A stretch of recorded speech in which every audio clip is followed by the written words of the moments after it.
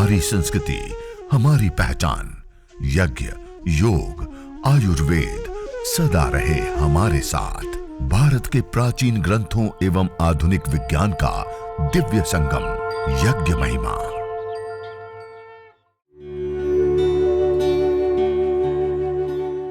भारतीय संस्कृति में यज्ञ, योग एवं आयुर्वेद जैसी अमूल्य विद्याएं हैं, जिसका मूल है वेद। इतिहास की ओर दृष्टि डालें तो भगवान राम, भगवान कृष्ण से लेकर राजा महाराजाओं, ग्रामवासियों व अरण्यवासी ऋषियों की कुटियों तक नित्य व नैमित्तिक यज्ञों का प्रचलन देखने को मिलता है। आज आपके सामने कुछ विशेष और महत्वपूर्ण जो बातें होती हैं उसको यज्ञ से संबंधित जो है उसको रखने का हम प्रयास करेंगे। देखिए, हम सभी लोगों ने यज्ञ को देखा है कहीं ना कहीं होते हुए, कई बार हमने किया भी है, देव यज्ञ, दैनिक अग्निहोत्र। और ऐसा भी नहीं तो हमारी परंपराओं में कहीं ना कहीं जैसे 16 संस्कारों से लेकर के शादी विवाह आदि जो होते हैं वो 16 संस्कारों में आते हैं। इसी प्रकार से जो पर्व विशेष होते, दीपावली, होली आदि होते, उस समय हम नैमित्तिक यज्ञ करते हैं। इसी प्रकार से हम अलग अलग यज्ञों का हमारी गौरवशाली परंपराओं में पहले से ही विधान और परंपराएं चल रही हैं, और आज वह परंपराएं अब विलुप्त प्राय हो रही हैं। जो अपनी प्राचीन यज्ञ की परंपरा है उसका जो महत्व प्राचीन काल में था, प्राचीन काल में ऋषि मुनियों की कुटियों से लेकर के, ग्रामवासियों से लेकर के राजा महाराजाओं के महलों पर्यंत सब जगह पे नित्य और नैमित्तिक यज्ञ हुआ करते थे। और आज वह एक सीमा में बंध गया है कि हमारे को कोई शादी विवाह आदि कुछ ऐसे कार्य होते तब हम करते हैं। अन्यथा अब लोगों को, बहुत सारे परिवारों को वही पता नहीं है कि हर रोज यज्ञ भी किया जाता है। कई लोग सुनते हैं कि हमें हर रोज करना चाहिए, हर रोज यज्ञ कैसे करेंगे, क्योंकि उनको पता ही नहीं है। और दूसरा, इसके लाभों का भी पता नहीं है। ये जो हम यज्ञ करते हैं ना, वो केवल मात्र एक कर्मकांड, केवल मात्र एक पूजा पाठ, इतना मात्र नहीं है। ये एक संपूर्ण विज्ञान है। यह जिस जीवन को हम जी रहे हैं उस जीवन को सुव्यवस्थित आगे बढ़ाने का, और हम जिस जीवन को जी रहे हैं उसमें अभिन्न हिस्सा है हमारी प्रकृति। जिन 5 तत्वों से हमारे तन बना है ना, अग्नि, वायु, जल, पृथ्वी, 5 तत्वों से पर्यावरण बना है, और उन्हीं 5 तत्वों से हमारा तन बना है। और इन्हीं 5 तत्वों को शुद्ध करना, पवित्र करना, सुगंधित करना, उसको यथास्थिति करना, यह कार्य संपन्न होता है यज्ञ के माध्यम से। और शास्त्रों में भी कहा, अयम यज्ञो विश्वस्य भुवनस्य नाभि, अयम यज्ञो भुवनस्य नाभि, अर्थात चराचर यह जो भूमंडल है, ब्रह्मांड है, उसकी नाभि के रूप में यज्ञ को बताया। जैसे हम माता के गर्भ में होते हैं, हमारा पोषण कहाँ से होता है? नाभि से होता है। जैसे हमारा पोषण होता है तो हमारा सारा अस्तित्व वृद्धि को प्राप्त करता है, ऐसे ही जो यह यज्ञ है, हवन है, ये सारे भूमंडल ब्रह्मांड को संतुलित करने के लिए एक बहुत महत्वपूर्ण और विशेष भूमिका निभाता है। और वो कैसे होता है, वो आज के परिप्रेक्ष्य में, आज साइंटिफिक रूप से मॉडर्न एक अलग पद्धति प्रक्रिया है, उसके माध्यम से भी इसके ऊपर जो परीक्षण हुए, उसके सामने जो बातें आई, वो कुछ बातें रखते हुए मैं आपको बताना चाहूँगा।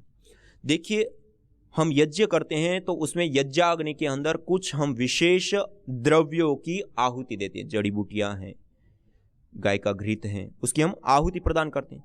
जब वो आहुति प्रदान करते हैं तो सामान्य व्यक्ति उस प्रक्रिया को देखेगा तो उसको क्या लगेगा? इन चीजों को जला करके हम क्या कर रहे हैं? व्यर्थ, नष्ट लगेगा ना, कि इतना कीमती घी है, इतनी कीमती जड़ी बूटियां, और उसको जला करके हम क्या कर रहे हैं? व्यर्थ। वास्तव में यदि वो पदार्थ विज्ञान जानता तो वो ये शब्द ना बोलता। धरती पर कोई भी पदार्थ का सर्वथा अभाव नहीं होता है, वो रूपांतरित होता है। क्या होता है? देखिए, हमारे पास पानी है, एक पात्र के अंदर पानी है, हम पानी को स्पर्श भी कर पा रहे हैं, देख भी पा रहे हैं, लेकिन उसको हम 100 डिग्री पर गर्म कर देंगे तब वो पानी का क्या होगा? रूपांतरण हो जाएगा। किस रूप में हो जाएगा? बाष्प के रूप में आ गया। हम ये नहीं कहते ना कि वो नष्ट हो गया, क्या कहते हैं? रूपांतरित हो। जैसे वो रूपांतरित हुआ, ऐसे ही धरती पर का कोई भी पदार्थ का सर्वथा अभाव नहीं होता है, अपितु रूपांतरित होता है। अब उस जल को हम छू भी नहीं पाएंगे और देख भी नहीं पाएंगे, लेकिन बिल्कुल उसका अभाव हो गया वो भी हम कह नहीं पाएंगे। ऐसे ही कोई भी पदार्थ का सर्वथा अभाव नहीं होता, अपितु रूपांतरित होता है। क्या होता है? जब वो रूपांतरित होता है तो 3 रूपों में आता है। कितने? 3 रूपों में। एक होता है पार्टिकल के रूप में आना, दूसरा होता है गैस फॉर्म में आना, और तीसरा होता है एनर्जी, ऊर्जा के रूप में आना। कितने रूपों में आता है? 3 रूपों में। अब जब वो गैस फॉर्म में हमारे सामने आता है तो उसमें एथिलीन ऑक्साइड, प्रोपिलीन ऑक्साइड से मल्टीपल कई सारी अलग अलग प्रकार की गैसें बनती हैं। वो अग्नि कितनी तेज है, कम है, कौन से द्रव्य डाले जाते हैं, कितनी मात्रा में डाले जाते हैं, उस अग्नि का टेम्परेचर आदि कितना है, आदि आदि कई सारी चीज़ों को ध्यान में रखते हुए कम, ज़्यादा और आगे पीछे होते हैं, लेकिन बहुत सारे मल्टीपल गैसेज पैदा होती हैं।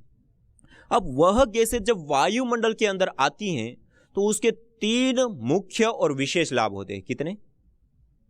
3। उसमें सबसे पहला लाभ होता है वायुमंडल का शोधन करना। मॉडर्न मेडिकल साइंस की भाषा में बोले तो केमिकल प्रदूषण को दूर करना। वायुमंडल के अंदर पहले ही वायु हम जिसको कहते हैं वो बहुत सारी गैसों का समुदाय होता है। वह जो वायु है उस वायु के अंदर बहुत सारी गैसें हैं। हमने यज्ञ करके कुछ विशेष प्रकार की और गैसों का निर्माण करके उसके अंदर हमने मिला दिया, ऐड कर दिया। जब वो गैसें दोनों आपस में मिलती हैं और एक निश्चित टेम्परेचर जब उसको मिलता है, न्यूनाधिक अलग अलग टेम्परेचर पे अलग अलग प्रक्रियाएं चलती हैं, और जब गैसें आपस में मिलती हैं और निश्चित टेम्परेचर मिलता है तो एक फोटोकेमिकल प्रोसेस चलता है। कौन सी प्रोसेस? Photochemical process. एक आपने सबने सुना है, जाना है, फोटोसिंथेसिस प्रक्रिया होती है। क्लोरोफिल के ऊपर जब सूर्य की किरणें पड़ती हैं तो क्या होता है? वायुमंडल के अंदर कार्बन डाइऑक्साइड के जो बॉन्ड्स होते हैं वो टूटते हैं, कार्बन को वो अवशोषित कर लेता है, अपना आहार बना लेता है ना। क्लोरोफिल हरापन जो पत्ता का होता है वो उसको आहार बना लेता है, और ऑक्सीजन क्या हो जाती है? अलग हो जाती है। हम क्या कहते हैं सामान्य रूप से? पेड़ ऑक्सीजन। पेड़ कोई ऑक्सीजन नहीं देते। इस प्रक्रिया से जो वायुमंडल के अंदर मौजूद हैं वो जो बॉन्ड है कार्बन डाइऑक्साइड के, वो H2O CO2 कार्बन का एक कण है, उसको अवशोषित कर लिया। ऑक्सीजन के 2 कण हैं, 2 पार्ट, वो अलग हो गए, तो ऑलरेडी वायुमंडल के अंदर रिलीज हो गए। तो वायुमंडल में क्या हुआ? ऑक्सीजन बढ़ गई। एक क्या प्रक्रिया होती है? फोटोसिंथेसिस प्रक्रिया। ऐसे ही एक दूसरी प्रक्रिया होती है, वो होती है फोटोकेमिकल प्रोसेस। यहाँ पे क्लोरोफिल की अपेक्षा होती है और यहाँ पे गैस की अपेक्षा होती है, और निश्चित एक टेम्परेचर की अपेक्षा होती है। और वो जब आपस में मिलते हैं और वो जो फोटोकेमिकल प्रोसेस चलती हैं, उसके परिणाम स्वरूप यह सिद्ध हुआ है साइंटिफिकली भी। डॉक्टर ओम प्रकाश पांडे नासा में अंतरिक्ष वैज्ञानिक के रूप में, वरिष्ठ वैज्ञानिक के रूप में कार्यरत हैं।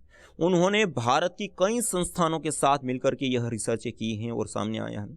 डॉक्टर स्वामी सत्यप्रकाश, इलाहाबाद यूनिवर्सिटी, उन्होंने भी इस प्रकार की रिसर्च की और उसमें भी इस प्रकार की बातें सामने आई कि जो यज्ञ करते हैं उससे एथिलीन ऑक्साइड, प्रोपिलीन ऑक्साइड से लेकर के जो मल्टीपल गैसें निकलती है वो जब वायुमंडल के अंदर आती हैं, वायुमंडल के अंदर पहले से भी कुछ गैसें, वो दोनों जब आपस में मिलती है और ये जो फोटोकेमिकल प्रोसेस चलता है, अर्थात गैसों के बॉन्ड्स टूटना बनना एक क्रम जब चालू होता है, तो उसके परिणाम स्वरूप जो हानिकारक गैसें होती है, जो जहरीली गैसें होती हैं, जो घातक गैसें होती है हमारे लिए भी और पर्यावरण के लिए, जिसको हम पोल्यूटेंट गैसें कहते हैं, जिसको SOx, NOx, CFC आदि कहते हैं, जो घातक गैसें हैं, उन गैसों को भी न्यूट्रलाइज कर देता है।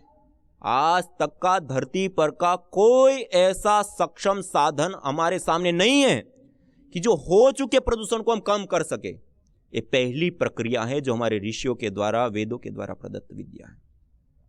और इस खाली ये जो केमिकल प्रदूषण है, वायु प्रदूषण है, उसके कारण हम देखें तो आज पूरी धरती पर 70 लाख से अधिक लोग मर जाते हैं। कितने 70 लाख लोग।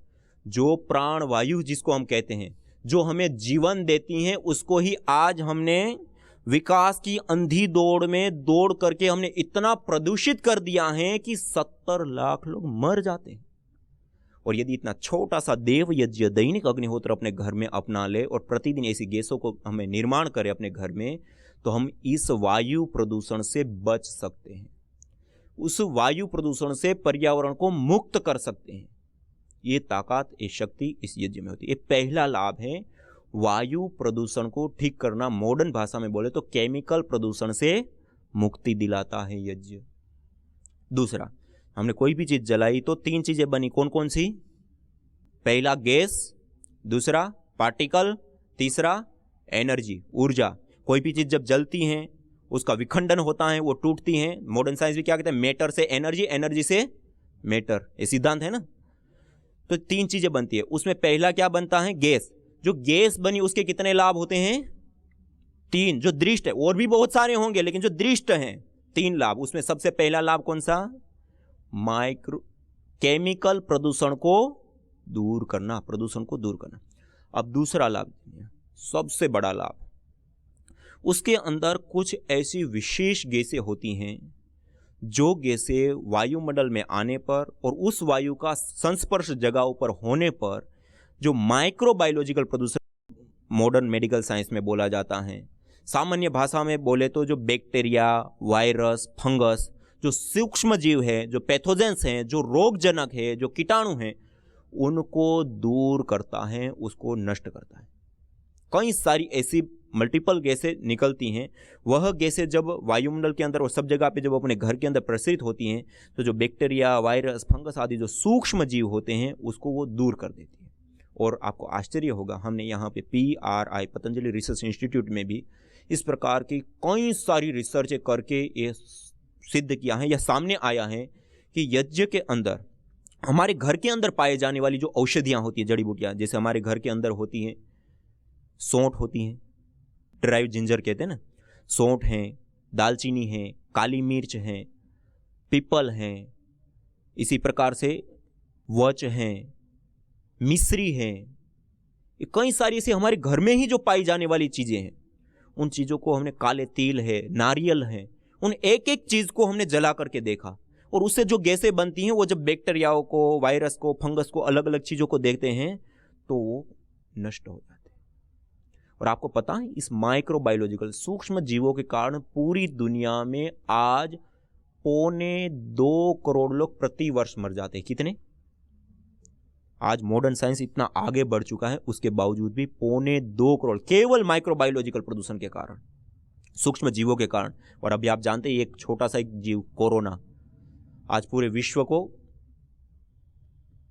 घुटना टिकवा दिया। तो ये जो सूक्ष्म जीव होते हैं उन सूक्ष्म जीवों को भी दूर करने का कार्य इस यज्ञ की जो गैसें होती है उसके माध्यम से भली प्रकार से होता है और वो साइंटिफिकली भी सिद्ध हो चुका है। तो ये दूसरा और महत्वपूर्ण लाभ होता है, हमें माइक्रोबायोलॉजिकल प्रदूषण से बचाता है। और यदि हम घर में इसका प्रचार करें और हम घर में अपनाएं तो जो 2.25 करोड़ लोगों की जानें जा रही हैं उनको हम बचा सकते हैं।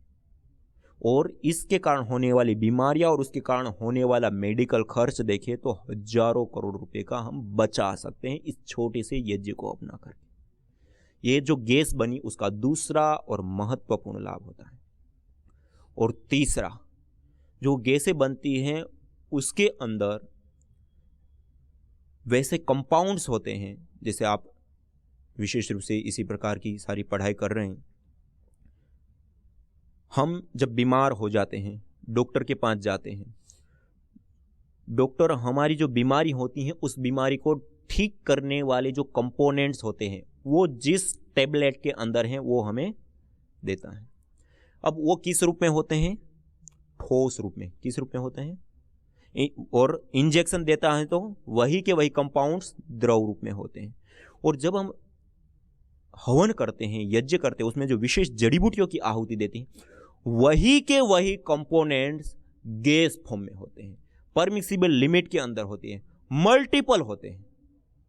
ये सबसे बड़ी बात है, गैस फॉर्म में। और आज आप सब लोग जानते हैं कि मॉडर्न मेडिकल साइंस में सबसे तेजी से काम करने वाली कोई दवाई का तरीका है लेने का, तो वो कौन सा है? इनहेलर, श्वास के माध्यम से।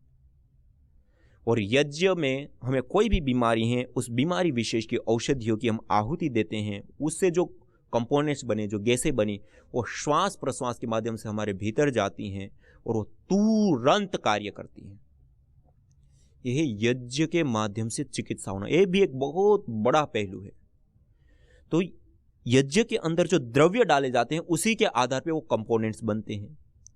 और हम जिस जीवन को जी रहे हैं, इस जीवन में हम किस चीज से चलते हैं?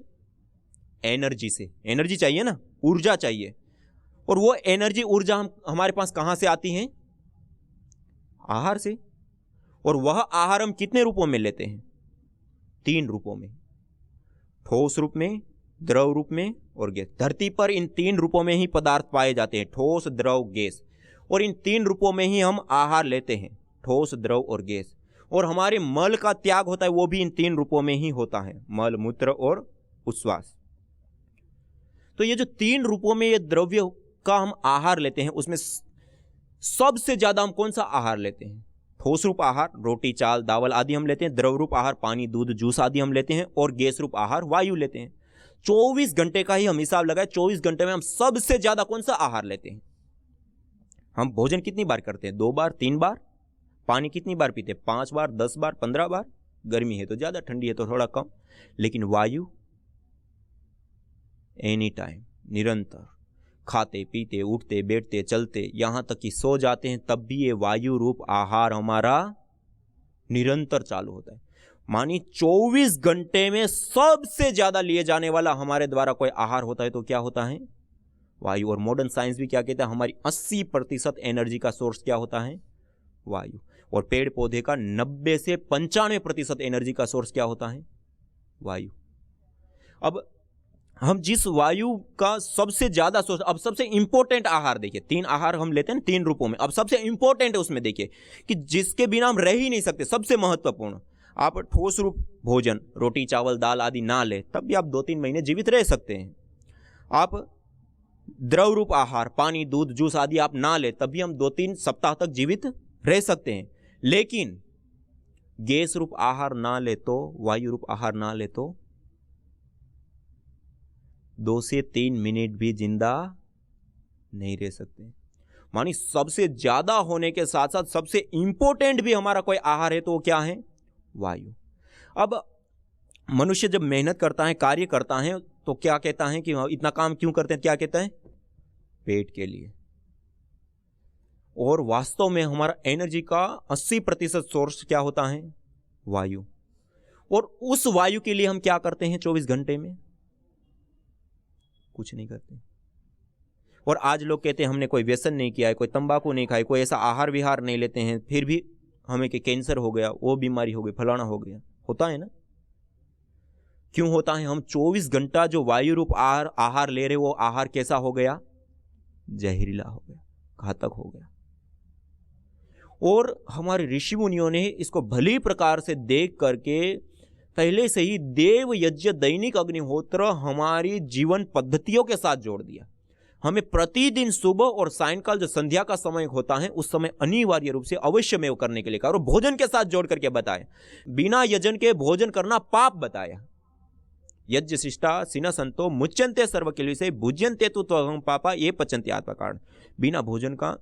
बिना यजन का जो भोजन करता है वो पाप खाता है, ऐसे करके बताया। तो कहने का अभिप्राय है कि जो वायु रूप आहार हमारा सबसे ज्यादा और सबसे इंपॉर्टेंट है, उस वायु रूप आहार को जब हम यज्ञ करते हैं, उसमें विशेष प्रकार की औषधियां, जड़ी बूटियां डालते हैं, तो वह कंपोनेंट्स वायुमंडल के अंदर आ जाते हैं। और 24 घंटा जो हम आहार लेते हैं उसके माध्यम से हमारे भीतर जाते हैं और हमें स्वस्थ रखने का, और बीमार हो गए तो स्वस्थ करने का भी कार्य करते हैं। और हमने देखे हैं अपने आंखों के सामने ऐसे ऐसे केस हमने देखे हैं कि जिसका अब कोई इलाज नहीं है। एक बहन दिव्या जी मुंबई में रहती है, उनको पिट्यूटरी ग्लैंड में गांठ हो गई। उनका MRI आदि हुआ, पता चला। जब डॉक्टरों के पास अलग अलग बड़े बड़े हॉस्पिटलों में वो गए, कोई उस केस को लेने को तैयार ही नहीं कि इसका कोई उपचार ही नहीं है। अंतिम में एक अपोलो हॉस्पिटल मुंबई में, उन्होंने कहा कि हम इसका ऑपरेशन कर सकते हैं, लेकिन वो सक्सेस ऑपरेशन नहीं होता है इसका। ये इतना क्रिटिकल ऑपरेशन होता है कि ये ऑपरेशन करने पर ये कोमा में चली ही जाती है। 5% केवल मात्र चांस है कि ये कोमा में ना जाए, और कोमा में नहीं भी गई तब भी वो जीवन भर सुन देख और उनकी स्मृति शक्ति वापस नहीं आएगी, वो सारी नसें उनकी डैमेज हो जाएगी। अब और कोई उपचार है नहीं। अब क्या करें, माता पिता लाचार होते, उन्होंने उनका ऑपरेशन किया और वास्तव में वो कोमा में चली गई। और कोमा में जाने के बाद जितनी दवाइयाँ, उपचार, ये सारी चीज़ की, वो उसका इतना साइड इफेक्ट और ये सब हुआ, हाथ पैर पूरे टेढ़े मेढ़े हो गए, आंखें उतनी उनकी बाहर आ गई थी, बाहर ऐसे प्रोजन करो हम देखें तो हमारी रूह कांप जाए। और डॉक्टर लोगों ने उनके कफ निकालने के लिए एक होल करके नली डाल दी, श्वास के लिए अलग से मशीन लगा करके यहाँ से गले से श्वास नली डाल करके अलग से श्वास उनको देते थे, नासिका से नली डाल करके उनको भोजन देते थे, मल मूत्र की नलियाँ लगी। ऐसी अवस्था में वो 7 महीने, 3 महीने आईसीयू में और टोटल 7 महीने वो कोमा में रही। कितने? और 4 से अधिक हॉस्पिटलों में उसको अलग अलग जगह पे अलग अलग ट्रीटमेंट दिए गए, 30-35 लाख से अधिक खर्च कर दिए। और अंतिम में डॉक्टर लोगों ने कहा कि अब इसका कुछ नहीं हो सकता है, आप इनको दया मृत्यु कहते हैं ना एक, कि अब इसको इस शरीर से मुक्ति मिल जाए तो एक कष्ट से वो हो जाए, दूसरा जन्म मिल जाए, ऐसे कि इस अवस्था में डॉक्टर लोगों ने उनको छोड़ दिया। माता पिता उस अवस्था में 5-7 नलियों के साथ कोमा अवस्था में घर पे लेकर के आए। और जिस समय घर पे लेकर के आए उस समय हमने कहा कि कोई नहीं, वो श्वास तो ले ही रही है, आप उसके कमरे में यज्ञ करना शुरू कीजिए। आप आश्चर्य करेंगे, उस समय कोई दवाई नहीं, कोई किसी भी प्रकार का कोई उपचार नहीं, क्योंकि पहले ही वो सब चीज़ कर चुके थे, जो कुछ किया जा सकता है सब कर चुके थे। उस समय उनके कमरे में यज्ञ करना शुरू किया और आप आश्चर्य करेंगे, धीरे धीरे धीरे प्रतिदिन सुबह और सायंकाल 8 दैनिक यज्ञ जो आपको कराया वो, और उसके साथ गायत्री मंत्र से कुछ विशेष आहुतियाँ प्रदान करके आधा घंटा यज्ञ किया और उसी में उनको रखा। 3 महीने पूरे होते होते उनकी गले में जो ऑक्सीजन की मशीन लगी थी वो हट गई, खाने की नली हट गई, पेशाब पानी की नलियाँ हटने लग गई, उनके हाथ पैर सब हिलने लगे, आंखें सुव्यवस्थित होने लगी, जो पूरी आंखें बाहर आ चुकी थी। और 6 महीने पूरे होते होते वो चलने फिरने घूमने लग गई और पिछली 25 तारीख को यहां पे आई थी। यज्ञ अस्थमा से लेकर कैंसर जैसे जानलेवा रोगों से बचाने के साथ ही तनाव, अनिद्रा व अवसाद आदि मानसिक रोगों को दूर कर शांति व सौमनस्य प्रदान करता है। यज्ञ से विषैली गैसों में भारी मात्रा में कमी आती है व जानलेवा बैक्टीरिया, वायरस, फंगस आदि नष्ट होते हैं एवं रेडिएशन को भी कम करता है। यज्ञ भूमि की उर्वरा शक्ति एवं फसलों में एक्टिव कंपाउंड को बढ़ाता है तथा रोगों की रोकथाम भी करता है। यज्ञ कृषि से उत्पन्न अन्न, फल आदि उत्तम पोषक तत्वों से युक्त एवं स्वादिष्ट होते हैं। यज्ञ उत्तम वर्षा करने वाला तथा जलाशयों का शोधन करने वाला होता है। यज्ञ जड़ एवं चेतन दोनों में सात्विकता का संचार करता है। यज्ञ जहां भौतिक ऐश्वर्य एवं पुण्यों को प्रदान करता है, वहीं आध्यात्मिक जीवन में मानवीय चेतना का उत्कर्ष करके अतिमानस चेतना की ओर अग्रसर करता है। यज्ञ भारतीय संस्कृति की मुकुट मणि है, प्रतीक है, मूल है। मानव जीवन के हर पहलू के साथ यज्ञ जुड़ा हुआ है, चाहे वह संस्कार, चाहे पूजा पाठ या फिर पर्व से लेकर हर शुभ अशुभ अवसरों में भी यज्ञ करने की सार्वभौमिक, वैज्ञानिक एवं पंथ निरपेक्ष पावनी परंपरा रही है। आइए हम संकल्प लें, संसार के श्रेष्ठतम कर्म यज्ञ को अपनाएं। पिंड और ब्रह्मांड में संतुलन कायम करने वाले यज्ञ को अपने जीवन का अभिन्न अंग बनाएं एवं प्रकृति मां के प्रति अपने ऋणों को अदा करें। विश्व स्वास्थ्य का एक नारा, यज्ञ से होगा जग उजियारा।